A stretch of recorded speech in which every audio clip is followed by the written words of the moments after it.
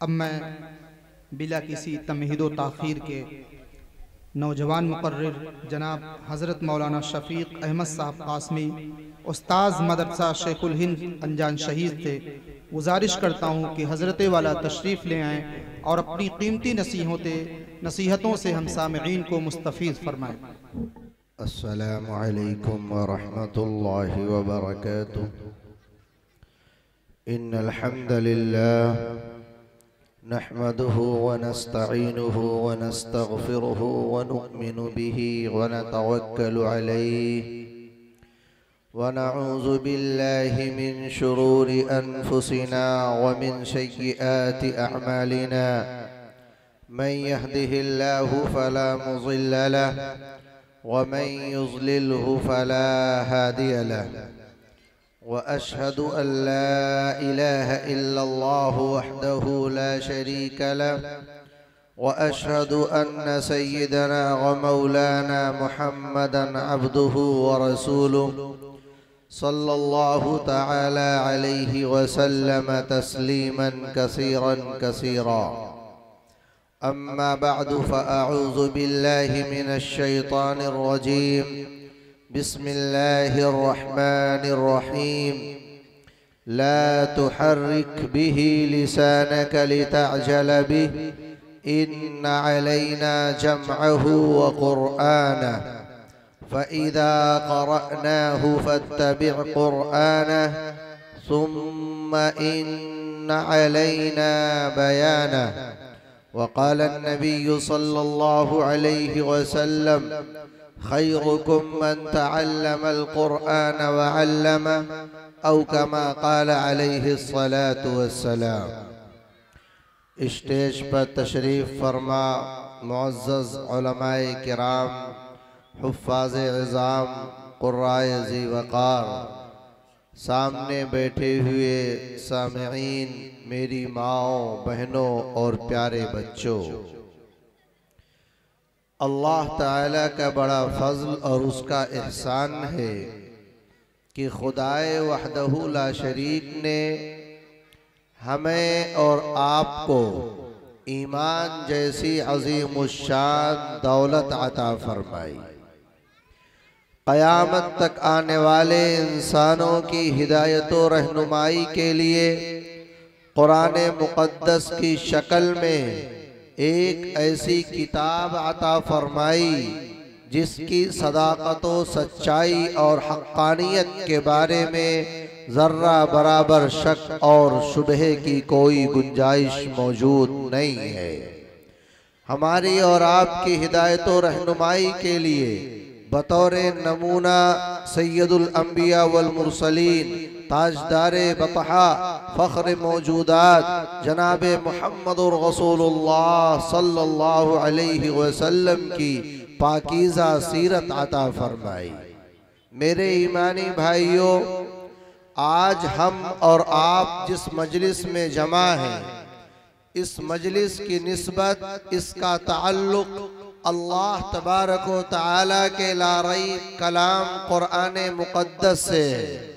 और कुरान अल्लाह की वो किताब है, अल्लाह का वो कलाम है कि जिससे जिस चीज़ की भी निस्बत हो जाए, कुरान से जिस चीज़ का ताल्लुक़ हो जाए, वो चीज़ इस रूए ज़मीन पर मुक़द्दस और काबिल एहतराम हो जाती है।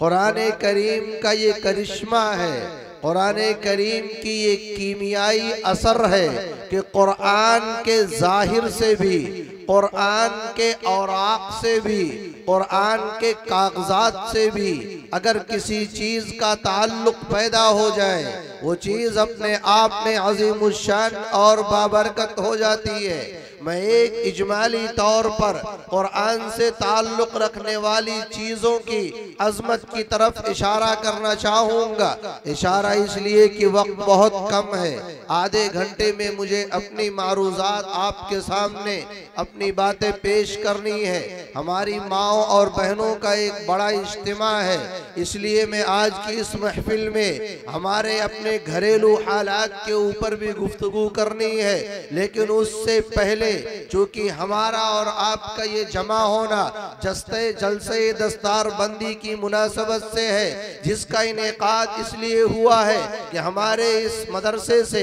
गांव फतहपुर के मदरसे से कुछ बंदों ने अपने सीने में, कुछ नौनिहालों ने अपने सीने में कुरान के नूरानी कलिमात को महफूज किया है। एक दो आयात को नहीं, एक दो सूरतों को नहीं, एक दो पारों को नहीं, पूरे 30 पारों से अपने दिल को मुनव्वर किया है। उनके एजाज में, उनके इकराम में, उनकी दिलजोई में, उनकी हौसला अफजाई में हमारी और आपकी ये महफिल मुनाकिद हो रही है। तो इस महफिल का, इस मजलिस का मकाम क्या है, उस हाफिज कुरान का मकाम क्या है, ये जानने के लिए ये ज़रूरी है कि हम ये जानें कि कुरान से अगर किसी चीज़ का ताल्लुक़ हो जाए वो चीज़ कितनी अजीम शान हो जाती है।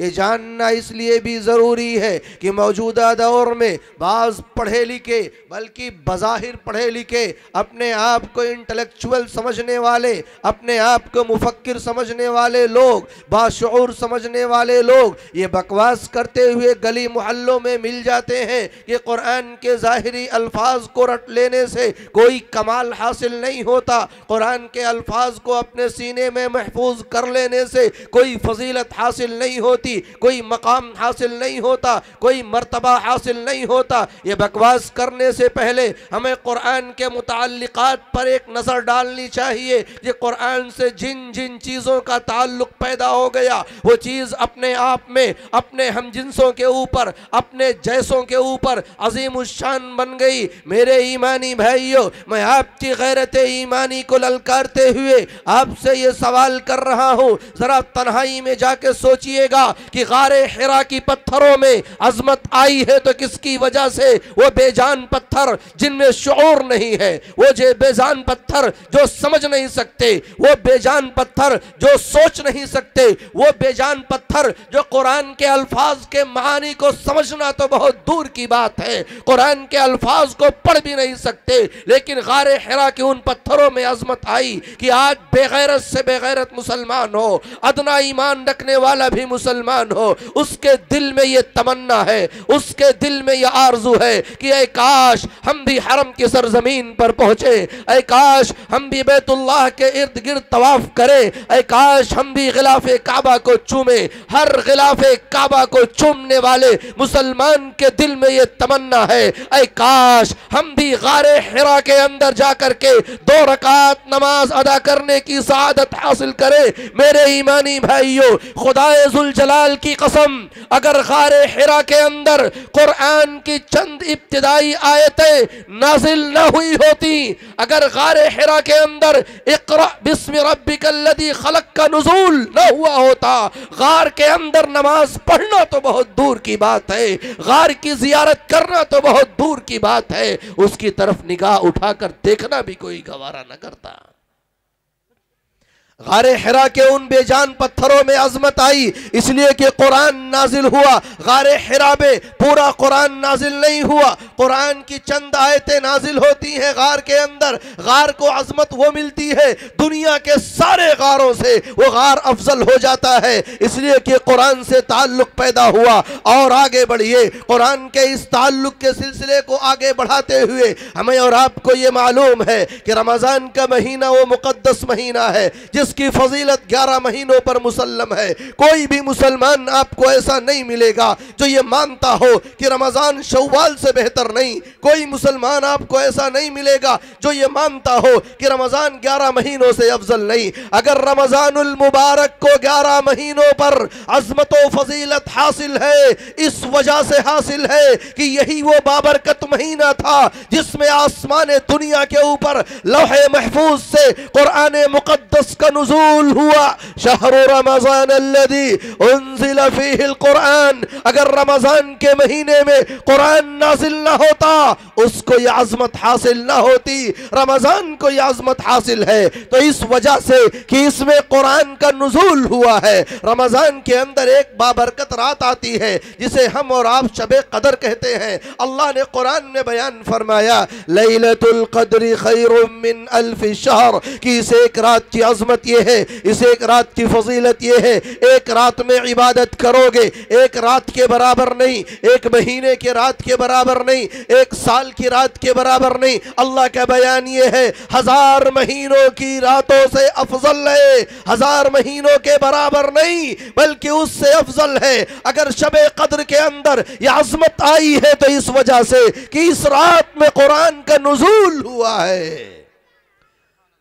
अगर नुज़ूल कुरान की बरकत से इस रात में अज़मत आ सकती है, नुज़ूल कुरान की बरकत से रमज़ान के महीने में अज़मत आ सकती है, नुज़ूल कुरान की बरकत से गारे हिरा में अज़मत आ सकती है, एक कदम आगे बढ़ के कह रहा हो, कुरान की मुक़द्दस आयतें जिस पैगंबर पर नाज़िल हुई है वो पैगंबर इस रूए ज़मीन के तमाम पैगंबरों से अफजल है, वो पैगंबर फरिश्तों से अफजल है, वो पैगंबर इंसानों से अफजल है, वो पैगंबर जिन्नातों से अफजल है। अल मुख्तसर ये कि बाद अज़ खुदा बुजुर्ग तो ये किस्सा मुख्तसर, इसलिए कि कुरान से उस पैगंबर का रिश्ता है।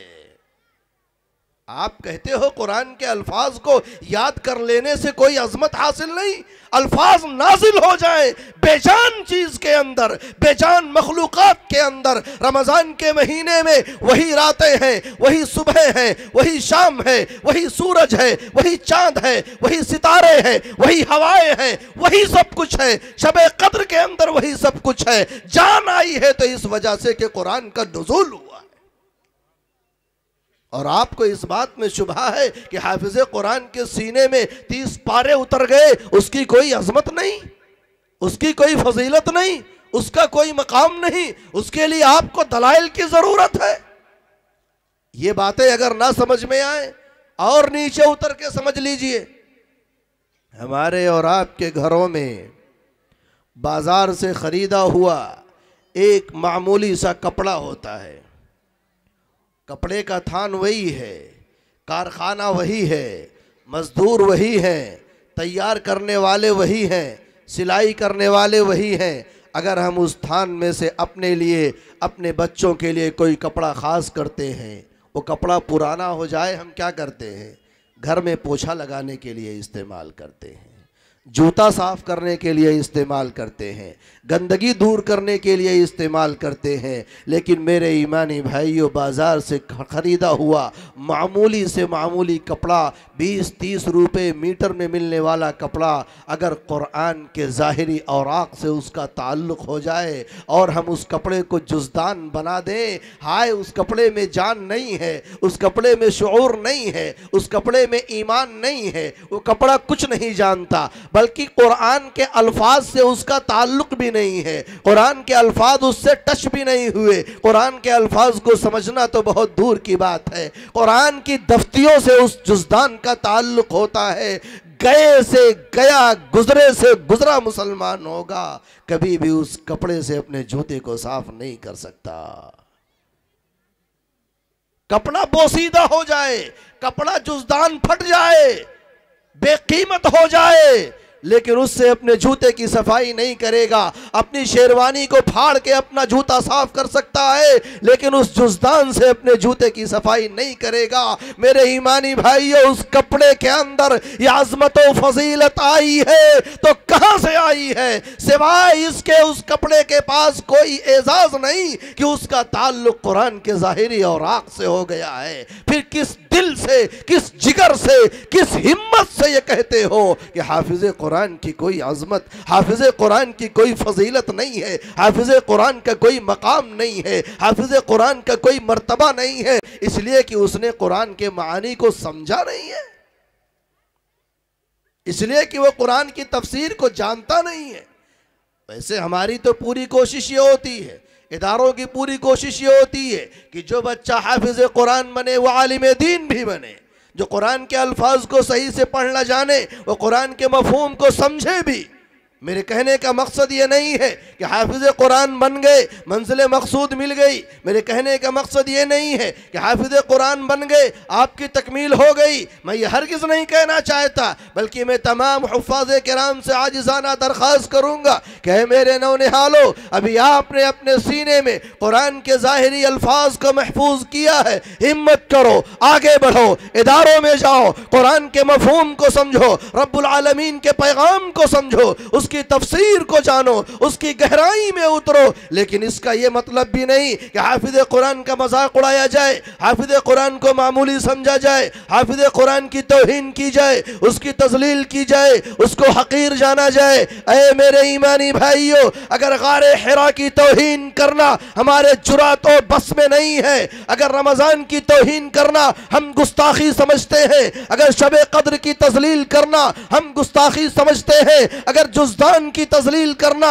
उसकी तौहीन करना, उसकी तनकीस करना हम गुस्ताखी समझते हैं, अगर मामूली लकड़ी जो रहल की शक्ल में आ जाए, जो तिपाई की शक्ल में आ जाए, जिस पर कुरान रख दिया जाए, उसकी तौहीन हम तौहीन समझते हैं, तो याद रखिएगा अगर हाफिज कुरान की हमने तौहीन की, जिसके सीने में कुरान की 23 पारे महफूज हैं, जिसके सीने में कुरान की नूरानी आयात महफूज है, इस गुस्ताखी की सजा अल्लाह तबारक व तआला की तरफ से तय हो जाएगी, इसलिए कि हाफिज कुरान की नहीं कलाम इलाही की तौहीन है, अल्लाह के बाबरकत कलाम की तजलील है।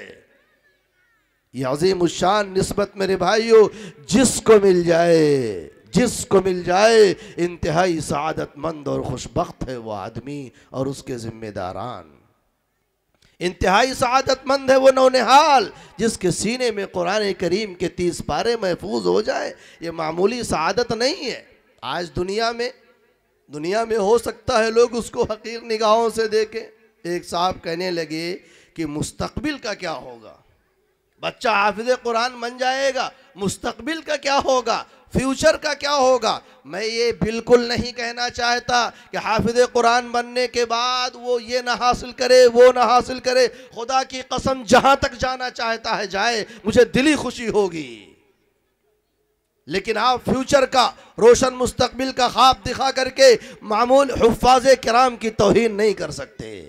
साहब कहने लगे हाफिज कुरान का मुस्तकबिल क्या होगा। मैंने कहा मुस्तकबिल किसे कहते हैं, आप पहले ये तो तय कीजिए, फिर बताएंगे क्या होगा। फ्यूचर कहते किसे हैं, मुस्तकबिल कहते किसे हैं। एक बच्चा जो अब 20 साल में, 15 साल में, 10 साल में हाफिज कुरान हुआ, 12 साल में हाफिज कुरान हुआ, आपको उसके मुस्तकबिल की फिक्र है। फिक्र हमें भी है, लेकिन पहले ये तो तय कर लीजिए कि मुस्तकबिल है क्या। कहे मुस्तकबिल 25 साल, 30 साल, 35 साल का हो जाएगा, कमाएगा कहाँ से, खाएगा कहाँ से। मैंने कहा चलो हाफिज कुरान को छोड़ो, जो हाफिज कुरान नहीं हुआ पहले उसका मुस्तकबिल तो बताओ आप, उसका क्या होगा। चलो मैंने मान लिया वो आला डिग्रियों पर पहुंच गया, 30, 35, 40 साल की उम्र में बड़े मकाम हासिल कर लिया, क्या यही मुस्तकबिल है। फिर क्या होगा, मकान बना लेगा। मैंने कहा फिर क्या होगा, एक दिन दुनिया से चला जाएगा। मैंने कहा फिर अब क्या होगा। 60 साल की जिंदगी में 30 साल का नौजवान जो हो चुका है, 20 साल का जो नौजवान हो चुका है, उसकी 40 साला जिंदगी को संवारने के लिए आपको उसके मुस्तकबिल की इतनी फिक्र है कि बस चले तो पूरी दुनिया के हुफ़ाज़े किराम को हाईजैक करके किसी और लाइन पर लगा दें। लेकिन 60 साल के बाद क्या होगा, फिर खामोश। मैंने कहा अब आइए मैं आपको बताता हूं हाफिज कुरान का मुस्तकबिल क्या होगा। और मैं क्या बताऊंगा, आका के कदमों के जर्रों के जर्रों के जर्रों के जर्रों के बराबर भी नहीं। आओ चलो उसी दरबारे आली में और पूछते जनाबे मोहम्मद रसूलुल्लाह सल्लल्लाहु अलैहि वसल्लम से कि आका जिसने कुरान की खिदमत के लिए अपनी ज़िंदगी वक़फ़ की हो, जिसने कुरान के अल्फाज को अपने सीने में महफूज किया हो, उसके मानी को समझने की कोशिश की हो, उस पर अमल करने की कोशिश की हो, कुरान के लिए अपनी ज़िंदगी लगाई हो, उसका मकाम क्या होगा। अल्लाह के नबी फरमाते हैं, बिल्कुल सही हदीस है, सही इसलिए कह रहा हूँ कि बाज़ लोगों के ऊपर इसका बुखार कुछ ज़्यादा ही चढ़ा रहता है, वो सही को भी ज़ईफ़ करने के पीछे पड़ जाते हैं।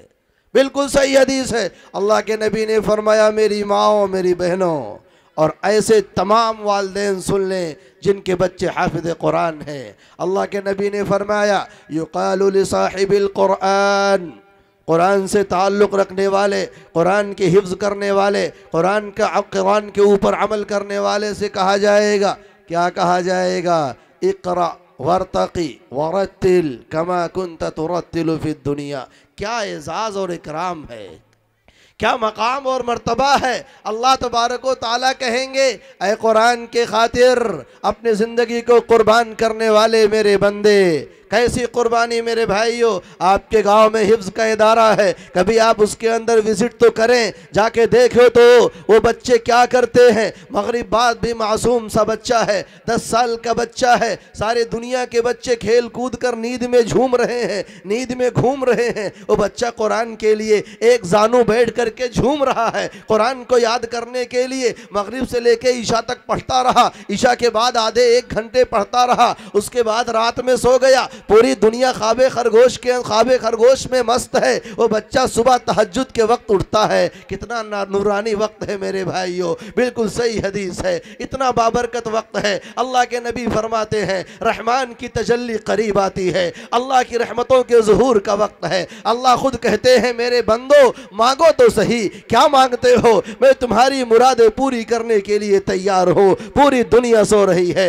हाफिज़ कुरान होने वाला बच्चा, 10 साल का बच्चा, 9 साल का बच्चा, 11 साल का बच्चा झूम झूम के अल्लाह के कलाम की तिलावत कर रहा है। फरिश्तों की रहमतें नाजिल हो रही हैं, अल्लाह की तरफ से बरकतें नाजिल हो रही हैं। ऐसे हाफिज़ कुरान से जिसने कुरान के लिए अपनी जिंदगियां वक्फ की हैं, कुरान के लिए कुर्बानियां पेश की हैं, अल्लाह कहेंगे ऐ मेरे बंदे इक़रा वरतक़ि वरत्तिल कमा कुन्त तुरत्तिलु फि दुनिया, आ और कुरान को पढ़ना शुरू कर, कुरान को पढ़ना शुरू कर। जन्नत के दरवाजे पर हाफिज़ कुरान पहुंचेगा। जन्नत के अंदर कई दर्जे हैं, जन्नत के अंदर कई महले हैं, जन्नत के अंदर भी कई बिल्डिंगें हैं। आज दुनिया की सबसे ऊंची बिल्डिंग कौन सी है, ये तो सब जानते होंगे भाई, हम तो हैं ही बुर्ज खलीफा वाले। दुबई तो हमारे जेब में है। आप अगर ये भी नहीं जानते आजमगढ़ के होके, फिर तो बड़े अफसोस की बात है।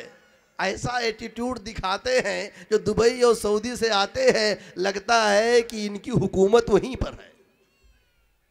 और वहाँ जो ज़िंदगी गुजारता है, मैं गया हूँ, देखा हूँ।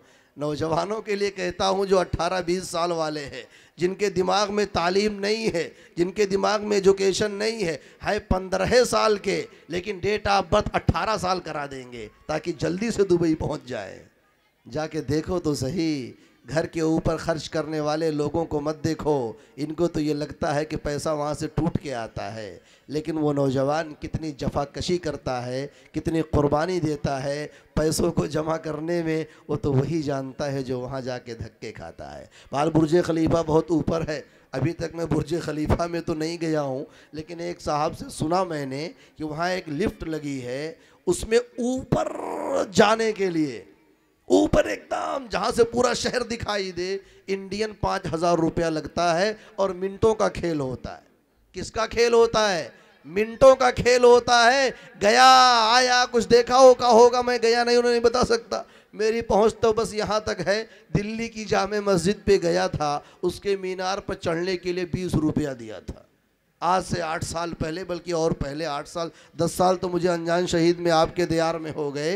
मैं दारुल देवबंद में पढ़ रहा था, तब 20 रुपया दे करके दिल्ली शहर को देखा, मिला क्या? कुछ नहीं, बस देख के चला आया, 20 रुपया दे के चला आया। तो अब बुर्ज खलीफा है, वहाँ लोग और देते होंगे। अब आइए इस हदीस के ऊपर, अल्लाह के नबी क्या फरमाते हैं? जन्नत का दरवाज़ा खुल गया, रहमान का दरबार लगा है। अल्लाह हाफिज़ कुरान से कहेंगे इक़रा पढ़, इक़रा पढ़, वरतक़ी चढ़, पढ़ता जा, चढ़ता जा, पढ़ता जा, चढ़ता जा। और अल्लाह ताला कहेंगे सुन, ठहर ठहर के पढ़, जल्दी जल्दी नहीं।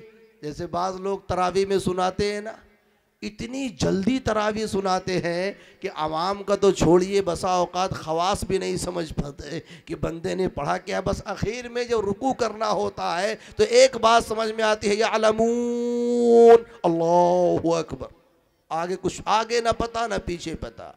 ऐसे हुफ़ाज़ से कहता हूँ, अल्लाह के नबी ने इस हदीस में फरमाया, अल्लाह कहेंगे वरत्तिल कमा कुन्त तुरत्तिलु फि दुनिया, उसी तरह ठहर ठहर के पढ़ जैसे दुनिया में ठहर ठहर के पढ़ता था। तो जब बंदा ठहर ठहर कर पढ़ेगा तो जन्नत में ज़्यादा ऊपर जाएगा, और जल्दी जल्दी पढ़ेगा तो जल्दी ख़त्म हो जाएगा, नीचे में रह जाओगे। तो दुनिया में जैसा पढ़ोगे अल्लाह जन्नत में उतना बुलंद मकाम अता फरमाएंगे। आगे अल्लाह के नबी ने फरमाया फ़इन्न मंज़िलतक इंद आखिर आयतिन तक़रऊहा कि ऐ हामिल कुरान, जन्नत में तेरा बाला खाना और ठिकाना वो होगा जहाँ कुरान की आखिरी आयत आएगी, मिनल जिन्नति वन्नास। आगे कुरान की दूसरी आयत का हवाला दे के मैं एक बात अर्ज कर रहा हूँ, हाफिज़ कुरान, हामिल कुरान जन्नत के आला दर्जों पर फायज हो गया, आला मकाम पर फायज हो गया। अब हाफिज कुरान अकेले हैं, हाफिज जी अकेले जन्नत में ऊपर चले गए, अब्बा जी नीचे फंसे हुए हैं, नीचे तहखाने में हैं, नीचे उनके वालिदा है, नीचे उनके भाई बहन हैं। अल्लाह तबारक व तआला ने 13वें पारे में इसको बयान फरमाया कि जब जन्नत के अंदर ख़ानदान का कोई एक बंदा ऊपर चला जाएगा, अब अपने ख़ानदान वालों से मुलाकात की तमन्ना होगी। ज़रा सोच के बताओ वो जन्नत कैसी लगेगी जिसमें आप अकेले हो, ना आपके अब्बा जान हो, ना आपकी अम्मी जान हो, ना आपके भाई हो, ना आपकी बहनें हो, ना आपके रिश्तेदार हो, ना आपकी बीवी हो, ना आपके बच्चे हो। अल्लाह तबारक व तआला रहमान है, अल्लाह तबारक व तआला मेहरबान है, अल्लाह नवाजने वाला है, इस बात को जानते हैं। इसीलिए कुरान में अल्लाह ने बयान फरमाया जन्नतु अदनिन यदखुलूनहा व मन सलह मिन आबाइहिम व अज़वाजिहिम व ज़ुर्रियातिहिम। जब ठहरने के बागात में खानदान का कोई एक आदमी पहुंचेगा, अल्लाह उस एक आदमी की बरकत से जितने ईमान वाले होंगे जन्नत के नीचे दर्जे में होंगे, उनके वालिदैन में से, उनके दादा में से, उनकी बीवियों में से, उनकी औलाद में से, उस एक की बरकत से अल्लाह सबका मकाम ऊपर कर देंगे, सबका प्रमोशन हो जाएगा, सबको बुलंद मकाम मिलेगा, हाफिज कुरान को ऊपर ठिकाना मिलेगा। अल्लाह तबारक व तआला कहेंगे हाफिज कुरान की बरकत से उसके ख़ानदान वाले आ जाएं, उसके आबा व अजदाद आ जाएं, उसकी बीवी बच्चे आ जाएं, उसके भाई बहन आ जाएं, चलो अल्लाह का बुलावा आया है, जन्नत के आला मकाम पर तुम्हें ले चलते हैं। आप ये कहते हो हाफिज कुरान का मुस्तकबिल क्या है? नबी ये कहते हैं हाफिज कुरान का मुस्तकबिल ये है कि वो जन्नत के आला मकाम पर जाएगा। आपको मुस्तकबिल के बारे में शुबा? मेरे ईमानी भाइयों, इसलिए हम और आप जिस महफिल में जमा है, जिस मजलिस में जमा है, इसकी मुनासबत कुरान करीम से है, अल्लाह के कलाम से है। और अल्लाह तबारक व तआला के कलाम को सीखना, उससे ताल्लुक़ रखना, उससे ताल्लुक़ रखना, ये ऐसी वाज़ेह सी बात है जिसके बग़ैर हम मुसलमान नहीं हो सकते। हम बेजान जिस्म तो बन सकते हैं, हमारे अंदर रूह नहीं रहेगी, हम मुर्दा हो जाएंगे कुरान करीम के बग़ैर। इस चीज़ का एहसास अल्लाह के नबी को भी था, इसका एहसास सहाबा को भी था, इसका एहसास ताबईन को भी था, इसका एहसास तबे ताबईन को भी था। इसीलिए कुरान सीखने के लिए सब ने कोशिश की। अल्लाह के नबी सल्लल्लाहु अलैहि वसल्लम ने इतनी कोशिश की, इतनी फिक्र रहती थी, अल्लाह ने खुद कुरान में आयत नाजिल फरमाई ला तुहर्रिक बिही लिसानक लितअजल बि। ऐ मेरे महबूब, आप परेशान ना हो, आप इतनी कोशिश ना करें, जल्दी जल्दी आयतें पढ़ने की फिक्र ना करें, इसलिए कि ये काम मेरा है। इन्ना अलैना जमअहु व कुरआना, कुरान को जमा करना, कुरान को महफूज करना, कुरान को पढ़ाना, कुरान को सिखाना, अल्लाह ने खुद ये कहा है इन्ना अलैना जमअहु व कुरआना। अगर हमें कुरान सीखने की तौफीक मिल रही है, अगर हमें कुरान पढ़ने की तौफीक मिल रही है, अपनी किस्मत पर नाज करो, अपनी किस्मत पर फख्र करो कि अल्लाह ने जो जिम्मेदारी ली थी, कुरान पढ़ाना मेरी जिम्मेदारी है। अगर कुरान पढ़ने की तौफीक मिल गई, ये जान लो कि अल्लाह तबारक व तआला ने आपको चुना है। आप आए नहीं हो, आप उठा कर लाए गए हो। आप आए नहीं हो, अल्लाह का इंतखाब हो, अल्लाह ने आपको चुना है। इस दुनिया के कोने कोने से, अलग अलग गांव से, अलग अलग घरों से, अलग अलग जिलों से अल्लाह तबारक व तआला अपने महबूब बंदों को चुनता है और कहता है चलो हमने तुम्हें मुंतखब किया है अपने कलाम की हिफाजत के लिए। अल्लाह के नबी ने कुरान को सीखा, सहाबा से ताबईन, सहाबा ने हुजूर से सीखा, सहाबा से ताबईन ने सीखा, ताबईन से तबे ताबईन ने सीखा। फिर क्या था, कुरान सीखने का सिलसिला चल पड़ा। हिंदुस्तान में भी काफिला आया अहले ईमान का, उन्होंने कुरान की महफिलें सजा दी, उन्होंने कुरान की मजलिसें लगा दी। नवाबों ने, राजाओं ने, बादशाहों ने, ज़मींदारों ने, दौलतमंदों ने अपने दौलत के दहाने खोजे, लेकिन इनकलाब आया 1857 के अंदर नवाबी रुखसत हो गई, इख्तिदार हाथ से चला गया, हुकूमत की काया पलट गई, मुसलमान मगलूब हो गए, मुसलमान मुफलिस हो गए, मुसलमानों के हाथ खाली हो गए। ऐसा लगने लगा था हिंदुस्तान की सरजमीन पर गज़ब करने वाली कौम अंग्रेज को कि हिंदुस्तान के अंदर इस्लाम चंद सालों का मेहमान है। जिस तरीके से स्पेन की सरजमीन से हमने इस्लाम के नामो निशान को खुरच दिया है, वहां की जामे कुर्तुबा को चर्च के अंदर तब्दील कर दिया है, दिल्ली की जामे मस्जिद को भी बदल दिया जाएगा। नक्शे बदलने की सारी तैयारियां हो चुकी थी। खालिक कायनात अपनी तदबीर करते हुए कह रहा था, इन्ना अलैना जमअहु व कुरआना, ऐ कुरान को इस रूए जमीन से मिटाने का ख्वाब देखने वाले दीवानों, ये मेरा निजाम है, ये मेरा ऐलान है। इन्ना नहनु नज़्ज़लना ज़िक्रा व इन्ना लहु लहाफ़िज़ून, कुरान नाज़िल किया है, एक एक नुक्ते की हिफाजत करूंगा। मिटाना तो बहुत दूर की बात है, इसके जबर को ज़ेर में तब्दील नहीं कर पाओगे। चुनांचे अंग्रेज अपनी तदबीरें करता रहा और ठीक गदर 1857 के 9 साल के बाद 1866 के अंदर कुरान की हिफाजत के लिए दारुल उलूम देवबंद की शक्ल में एक इदारे की बुनियाद डाल करके उस वक्त के दीवानों ने यह ऐलान किया था, बुझ नहीं सकता किसी आंधी से कुरान का चिराग, बुझ नहीं सकता किसी आंधी से कुरान का चिराग।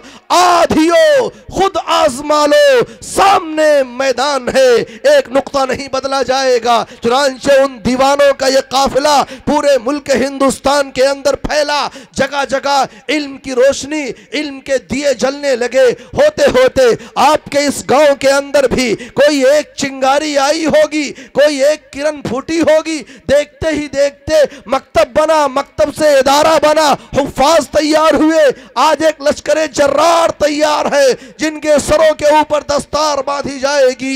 ये दर हकीकत मेरे ईमानी भाइयों उस खुदाई लश्कर का हिस्सा है जिनको रब्बुल आलमीन ने अपने लारई कलाम के लिए चुन लिया है। ये हुफ्फाज़े किराम जिनके सरों के ऊपर आज दस्तार बांधी जाएगी, दर हकीकत उस वक्त कुरान को हिंदुस्तान की सरजमीन से मिटाने का ख्वाब देखने वाले दीवानों के चेहरों के ऊपर जबरदस्त तमाचा है। बल्कि जो भी इस रूए जमीन से कुरान को मिटाने का ख्वाब देखना चाहता है, मैं उन तमाम दीवानों को, मैं उन तमाम मजनुओं को, मैं उन तमाम पागलों को, मैं उन तमाम अहमकों से कहना चाहता हूं, आओ फतेहपुर की सरजमीन पर हम तुम्हें दिखाते हैं एक गांव के अंदर ऐसे लश्कर को तैयार कर दिया गया है। कुरान मिटाना तो बहुत दूर की बात है, अगर जबर को ज़ेर में तब्दील करने की जुर्अते बेजा करोगे, ये लश्कर जर्रार दोबारा जबर को जबर बनाकर रख देगा, कुरान के एक एक हर्फ को दोबारा नकल करा के रख देगा। मेरे ईमानी भाइयों, ये हुफ़ाज़े किराम बगैर किसी लाग लपेट के मैं कहता हूं, ये खुदाई लश्कर का हिस्सा है जिनको अल्लाह ने कुरान की हिफाजत के लिए चुना है।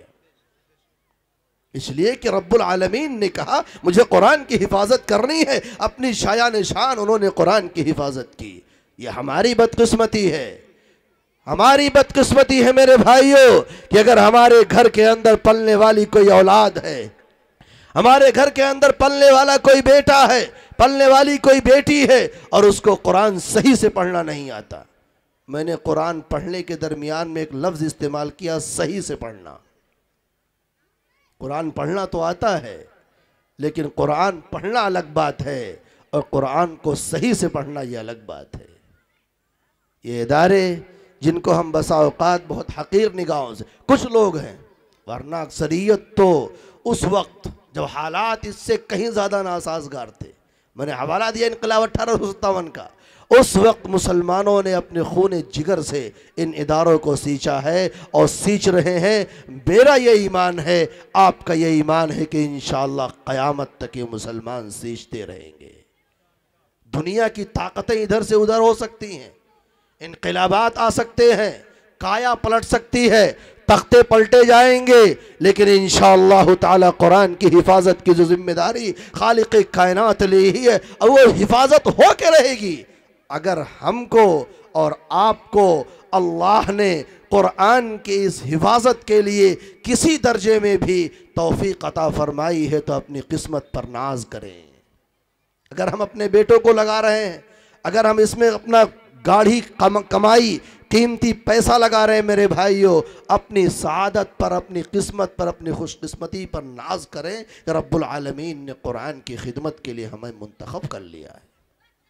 वरना अल्लाह ने कुरान की हिफाजत करनी है, अल्लाह कुरान की हिफाजत करेंगे, अपनी शायान शान करेंगे, उसमें ज़र्रा बराबर कोई तब्दीली आने वाली नहीं है। बस कोशिश ये करें, क्योंकि मेरा वक्त फ़कत आधे घंटे का था, वो वक्त मुकर्रर पूरा हो चुका है।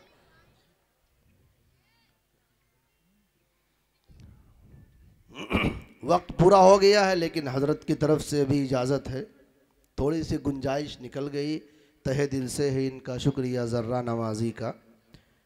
तो दूसरा जो मौजू जिसका मैंने वादा किया था, आप भी कहोगे मौलाना ने वादा किया और वादा खिलाफ़ी कर दी, स्टेज पर कुर्सी मिलते ही बदल गए। ऐसा होता है कि नहीं होता है? आप सब गांव के हैं, मैं भी गांव का हूँ, और प्रधानी का इलेक्शन आने वाला है। मैं यहाँ की सियासत से मुताल्लिक़ बात नहीं करता, एक आम बात करता हूँ। जब इलेक्शन आता है तो प्रधान जी हर घर के बगल में खड़ंजा और नाली एकदम पक्की बनवा रहे होते हैं, और जैसे ही कुर्सी मिलती है ऐसा यू टर्न लेते हैं जैसे गधे के सर से सींग गायब हो जाए। लेकिन मैंने यहाँ जहाँ तक मेरा जाना आना हुआ देखा खड़ंजा मजबूत है। जहाँ तक मेरे कदम पड़े हैं, मुबारक तो नहीं कह सकते, लेकिन जहाँ तक ये गुनहगार कदम पड़े हैं वहाँ तक का खड़ंजा मजबूत है। अल्लाह तबारक व ताला आप हजरात के इस गांव को और तरक्यात से नवाजे। मैंने एक बात ऐसे ही कह दी, मैं फिर कह रहा हूँ, गांव की सियासत से मैं अपने गांव की सियासत से इस तरह का कोई ताल्लुक़ नहीं रखता। दूसरे गांव के यहाँ जाके क्या बीच में टांग अड़ाऊँगा? आदमी इसी बात पर ज़िम्नन एक बात अर्ज़ कर दूँ, लोग कहते हैं उलमा को सियासत में आना चाहिए। एक बात मैं ज़िम्नन अर्ज़ कर दूँ, लेकिन जो लोग ये कह रहे होते हैं ना कि उलमा को सियासत में आना चाहिए, उनके कहने का मकसद ये होता है कि उलमा को हमारा सपोर्ट करना चाहिए। क्योंकि अगर वही आलिम सियासत में आके उनके खिलाफ बोल देना तो पहले दुश्मन वही बनेंगे। मौलवी साहब को क्या ज़रूरत है सियासत में आने की? एक बात मैंने ज़िम्नन अर्ज़ कर दिया, उलमा को सियासत में आना चाहिए, मैं भी इसका कायल हूँ, लेकिन पूरा आना चाहिए, फिर अधूरा नहीं आना चाहिए कि किसी नेता का दुम छल्ला बना फिरे रहे। आए तो पूरा आए, वरना अपने काम से काम रखे। कभी किसी को आपने कहते हुए सुना कि बड़के MBBS डॉक्टर साहब को भी सियासत में आना चाहिए, जो सुप्रीम कोर्ट का वकील है उसको भी सियासत में आना चाहिए? भाई जो अपने मैदान में है अपने मैदान में, कोई सियासत में आना चाहता है खुशदिली के साथ आए, मेरा उससे कोई दुश्मनी नहीं है, लेकिन आए तो पूरा आए, दुमशल्ला बन के ना आए। बहरहाल मैं अपनी माओ बहनों के लिए, चूँकि मैंने वादा किया है, तो मैं इशारे में एक बात कह करके अपनी बात ख़त्म करूँगा, और जो मदरसे के तकाज़े हैं वो आपके सामने रखूँगा। वो ये मसला है कि हमारे और आपके घरों के माहौल को खुशगवार कैसे बनाया जाए। अगर आज जितने शादीशुदा जोड़े, मैं जहाँ कहीं जाता हूँ अल्लाह तौफीक देता है, इस मौजू को ज़रूर छेड़ता हूँ। जो लोग मेरा बयान लाइव सुनते हैं वो कहते हैं मौलवी साहब आप तो इसको छोड़ते ही नहीं। मैंने कहा ये मौजू ही ऐसा समाज का सुलगता हुआ है, हर घर के अंदर आग लगी हुई है, हर घर के अंदर आग लगी हुई है। रिपोर्ट्स ये हैं, एक छत के नीचे रहने वाली 2-3 बहुएं महीना हो जाता है आपस में बातचीत नहीं होती। अब मैं हर मजलिस में इस मौजू को ना छेड़ूं तो करूं क्या मेरे भाइयों? जिस इस्लाम को हम मानते हैं उसने ये कहा इन्नमल मुमिनून इख्वा, सारे मर्द आपस में भाई भाई हैं, तो जाहिर सी बात है औरतें आपस में बहन हो जाएंगी। जिन बहनों के आपस के रिश्ते ये हो, एक छत के नीचे हुए बातें नहीं होती, मियाँ बीवी के रिश्ते खटाई में पड़े हुए, बतौर ख़ास शादीशुदा ज़िंदगी को लेके बड़ी गलत फहमियाँ है। इस हवाले से मैं 2 बातें, बहुत वक्त कम है, ये मौजू इतना तफसील तलब है कि 1.5 घंटा बयान करूँ तो गारंटी लेता हूँ आप भी नहीं हटेंगे, और गारंटी है कि मैं भी नहीं थकूँगा। लेकिन उसके लिए फिर कभी, फ़िलहाल इशारे में ये अर्ज़ करूँ, मर्द की ज़िम्मेदारी इस्लाम ने क्या मुकर्रर की जानते हैं?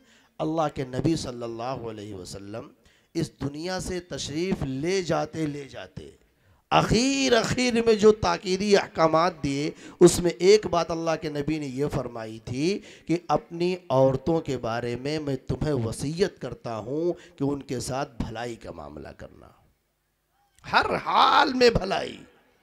मेरे मिजाज के मुआफिक है तब भी हुस्न सुलूक, मेरे मिजाज के मुआफिक नहीं है तब भी हुस्न सुलूक, दोनों हालतों में हुस्न सुलूक।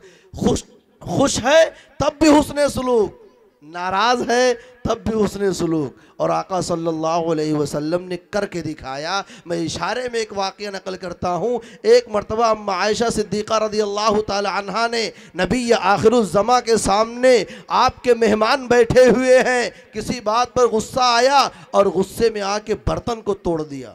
औरतें तोड़ ही देती हैं, गुस्सा किस पर जाहिर करे, या तो आपके ऊपर तोड़े अपना गुस्सा तो कहोगे बीवी ने हाथ उठा दिया, या बचा खुचा बेचारा कब बचता है तो कभी के ऊपर गुस्सा उतार देती है, हो जाता है जज्बात में। अम्मा आयशा को गुस्सा आ गया। मेरे ईमानी भाइयों, हम और आप होते ऐसे मौके पर ना तो कहते हमारी गैरत जाग गई, मेहमानों के सामने दूसरों के सामने जलील और रुसवा कर दिया। वो सैयदुल अंबिया वल मुरसलीन है जिनका मकाम कहाँ है, क़ाब क़ौसैनी औ अदना।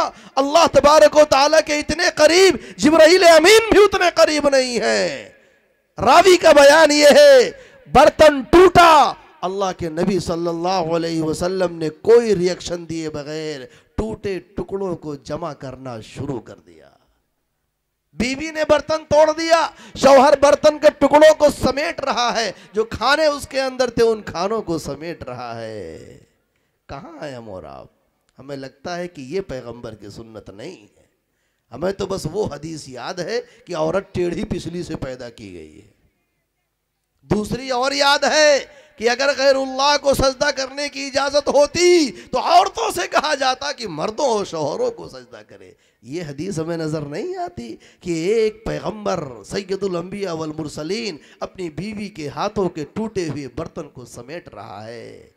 और सिर्फ क्या रद्द अमल दिया, अपने उन मेहमानों से कहा, गारत उम्मुकुम, ये तुम्हारी माँ है, ये तुम्हारी माँ है। इनको गुस्सा आ गया था इसलिए रिएक्शन है, मामला रफा दफा हुआ, गुस्सा ठंडा हुआ। अल्लाह के नबी ने कहा, आयशा गुस्से में बर्तन तो तोड़ दिया, बर्तन दूसरे का था इसलिए इसका तावान भरो, घर के अंदर से दूसरा ट्रे लेकर के आओ, वो रुखसत किया जाएगा। मामले को डील कैसे करना है, ये तो बात हुई मर्दों के लिए।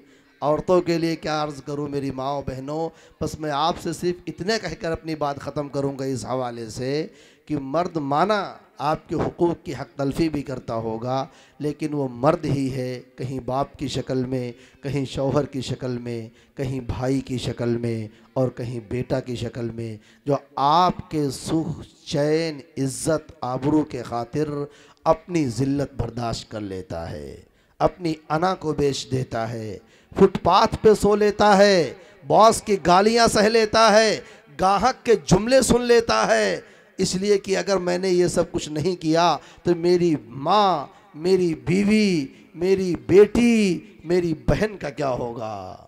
इसलिए आप अगर किसी बात पर गुस्सा हो जाए, बस खुदारा एक चीज़ पे कंट्रोल कर ले जिसको अल्लाह के नबी ने बयान फरमाया कि गुस्से के माहौल में अपनी ज़बान पे काबू रखें, नाशुक्री ना करें। अल्लाह के नबी ने फरमाया कभी कभी ऐसा होता है कि एक औरत जिसके लिए मर्द पूरी ज़िंदगी कुर्बानी देता है, कुछ नामुवाफिक हालात पेश आ जाएं तो नाशुक्री करते हुए वो बक पड़ती है कि जब से मेरी शादी हुई है, जब से मैं आपके घर में आई हूँ, हाय तौबा हमारी तो ज़िंदगी बर्बाद हो गई।